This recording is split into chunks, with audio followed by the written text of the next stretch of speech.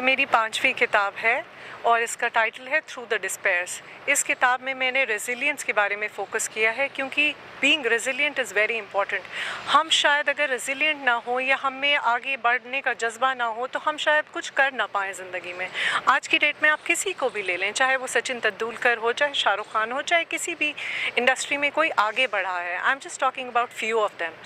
आसपास देखिए, आपके पेरेंट्स को देखिए, अगर उनमें सेल्फ मोटिवेशन या रेजिलियंस ना होती तो वो आपको ना बना पाते, हमें ना बना पाते। तो रेजिलियंस को बहुत इम्पोर्टेंस देनी चाहिए और इसी किताब में फ़ोकस किया है रेजिलियंस पे मैंने। क्योंकि मैं पोइट्री लिखती हूँ तो पोइट्री हमेशा सोसाइटी को रिफ़्लेक्ट करती है और पोइट्री फ़िक्शन नहीं होती। पोइट्री हमेशा एक्सपीरियंस के बारे में फ़ोकस करती है और वो एक्सपीरियंस जो मेरे आसपास होते हैं, चाहे आम लोगों के साथ हों या मेरे आसपास घटी घटनाओं में हों, उन चीज़ों से इंस्पिरेशन लेके आगे बढ़ना और उसको लिखना और लोगों तक लाना। क्योंकि मैं एक लाइफ कोच भी हूँ, बहुत ज़रूरी बन जाता है, क्योंकि आज की डेट में हम सोचते हैं कि शायद मुझे बोलने की क्या ज़रूरत है, ये मेरा मामला नहीं है, मुझे इसमें नहीं पढ़ना चाहिए। लेकिन कभी कभार दूसरों के मामलों को भी अपना बनाना ज़रूरी बन जाता है। अगर आप एक भारतीय हैं तो आपको बहुत ज़रूरी है कि आप उन चीज़ों को समझें, उन पे रिफ़्लेक्ट करें। और इसलिए मैंने किताब लिखी कि बहुत सारे लोग हैं जो स्ट्रगल करते हैं और गुमनामी में रह जाते हैं। तो वो गुमनाम हो के स्ट्रगल करके डिप्रेशन में जाके और फिर सुसाइड होते हैं।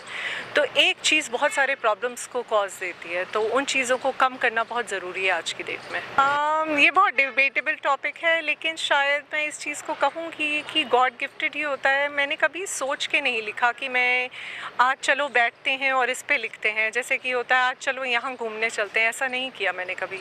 बस मैं बैठती हूँ और जब लिखने लगती हूँ तो वो अपने आप लिखा जाता है, चाहे वो मेरे आसपास होने वाली एक मामूली घटना ही हो या कोई बड़ा हादसा हो।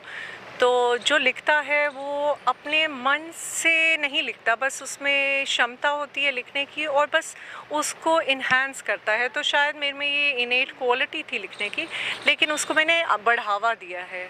तो मैं यही कहूँ। अगेन आपने बिल्कुल सही कहा कि वो माहौल बहुत ज़रूरी है। तो पता नहीं, मैंने शायद हमेशा से I am someone who reflects a lot. मैं आगे पीछे जो मेरे हो रहा है, जैसे अभी चिड़ियाओं की आवाज़ आ रही है और मुझे लग रहा है कि मुझे इस पे लिखना चाहिए, तो हमेशा मेरे कान आँख खुले रहते हैं कि आसपास मेरे क्या हो रहा है और मैं कैसे लिखूं।